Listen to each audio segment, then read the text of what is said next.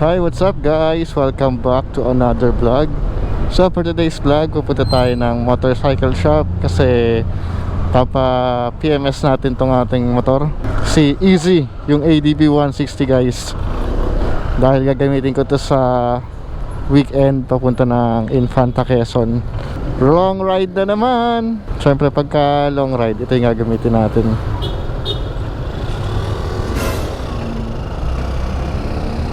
So lampas na siya sa ano natin, limit ng change oil. 4,136 km na yung tinatakbo niya. Kailangan nang mapa-change oil talaga. Normally kasi 3,000 nagpapalit na ako. Pero dahil nga wala pang 6 months, sinasagad na natin ang 4,000. Same dun sa Rouser 180 and sa ating big bike na ZX4R. Ayan, di pa tapos yung project natin sa ating Rouser 180. Kulang pa rin. Meron pa tayong mga ipapagawa, wirings ng signal light and yung brake sa likod. Kailangan papalitan ng bracket kasi masyadong pangit yung pagkakagawa noon. Kaya pag nagpipreno ako, nagbabibrate siya kasi yung stopper niya isang concrete lang na maliit, so napupudpud na siya and gumagalaw na siya, gumagana no. Kaya pagka nagbe-brake ako sa likod, nagbabibrate siya, hindi smooth yung pag-brake niya. By the way, focus tayo sa ating motor, ADB 160, at ang kanyang natatakbo na ay nasa 12,000 something. Check natin. Ayan, 12,534 km na yung total. At hindi pa rin natin papalinisan ang panggilid to. Last time na nagpalinis tayo, nasa 5,000 pa yung modo nito. Pero I think mga 15,000 na lang tayo magpapalinis. Kasabay na rin natin ng pagpapalit ng bola, kasi meron akong bola na 13 grams nabili ko sa Makina Expo. At ikakabit natin dito. Titingnan natin kung ano ba yung performance pagka mas magaan yung, tama ba? Mas magaan yung bola. Tama ba yun? Mas magaan yun, di ba? 30. Oh, tama. Kasi ang stock nito is 19 grams. So mas mabigat guys. Ang stock, more on top speed siya.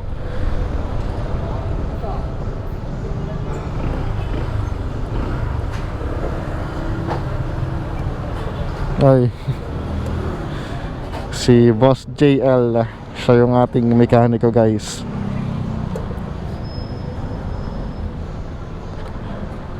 Tingin lang tayo ng oil. Ano lang ako, change oil. Change oil tapos gear oil lang. Tingin lang ako ng oil dito. Tingin tayo ng gear oil.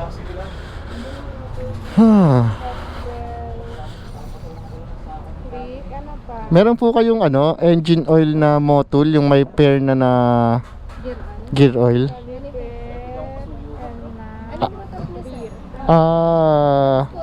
Scooter ADB Shell 800 ml lang ata yung 800. Walang Motul. Ito lang Shell. Magkano to? 340. Harap ba? Sige, ito na lang. Masubukan. Wala bang yung long ride? Ayun lang, 1 liter lang. Okay, walang kapares na gear oil. Sige po, ito na lang. Bayaran ko mamaya. Basahan nga, ito ka basahan. Okay guys, so ito yung ipapalit natin ngayon na oil. Shell Advance, may pair na siya na gear oil, kasamang gear oil Try lang natin. Ngayon lang tayo maggagamit ng Shell sa ating ADB. Usually kasi ginagamit natin dito ay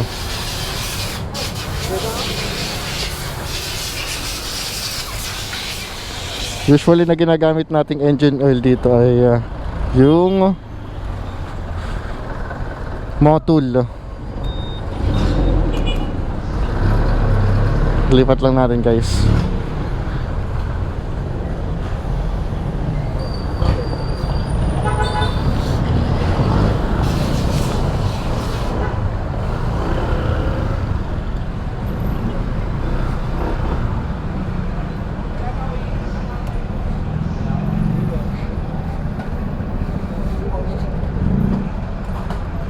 Umaambon pa.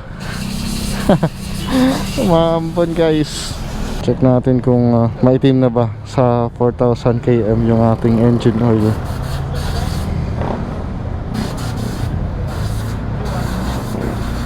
Ay, mapula pa.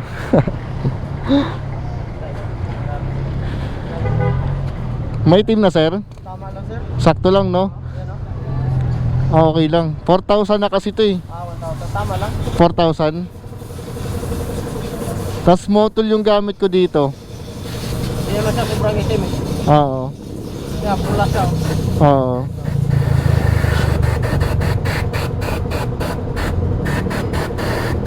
Okay lang no? Ito po, pwede rin 4,000. Okay. Palit na rin ako ng ano, gear oil. Solid. So hindi pa siya ganun kaitim guys.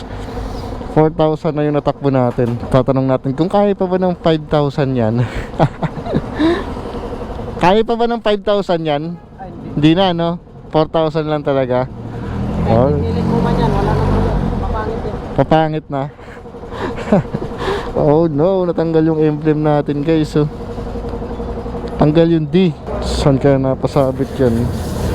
Ang dumi ng motor natin oh. Wala eh, nag-uulan kasi.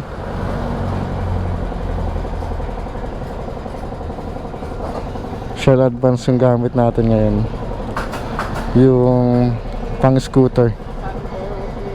So check din natin yung ating gear oil kung kumusta. Mukhang malinaw pa. Yung gear oil sir, okay pa? Pero alternate kasi ako nagpapalit eh. Malinaw pa. Linis na lang kulang.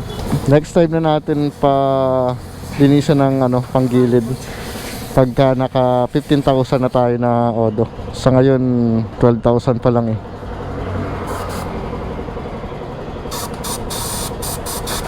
Muulan na naman guys. Wala pa kaming ride ngayon papuntang Marilaki. Masyado pang ano, masabaw ang kalsada. Okay na guys. Babayad lang tayo. Babayad lang tayo ng engine oil na binili natin. Babayad lang tayo ng oil na. Tapos bayaran din natin yung mekaniko guys. Miss yung bayad ko dun sa engine oil. Next time papalit din tayo ng cover ng upuan natin guys sa ating Rouser 180. Dito na rin din tayo kukuha kasi ayun yung mga available oh. Pakita ko sa inyo guys. Ayun oh.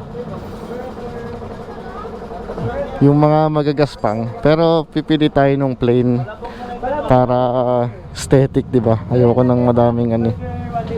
Thank you. Motol. Ayoko kasi ng madaming design na. Ito nga ayoko din eh. Kaso wala silang available na plain. Ayun na po, umuulan na. Kailangan na nating malis. Boss oh. Thank you, thank you. So, reset na natin guys yung ating trip A tsaka trip B. Yon. All goods. Reset na yung trip A tsaka trip B natin, tsaka yung average consumption natin. Yung oil change na lumalabas, ito, itong logong yan, tanggalin na lang natin mamaya. Umuulan eh.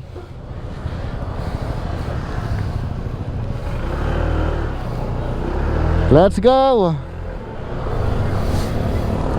Kailangan nating mapa-change oil na kasi to. Kasi babiyahe tayo this coming Saturday. Papunta ng Infanta Quezon sa Real. Sunduin ko lang yung aking magulang. Ayaw daw niya magsasakyan. Magbumotor na lang daw kami. Woo! Let's go! Umuulan na. Alright, ang taas ng ating average consumption, no? 39.5.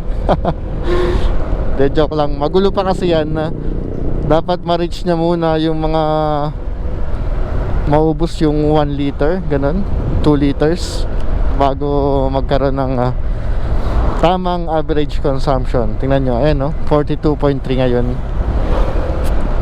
Magulo pa yung isipan nito, parang mga babae lang no.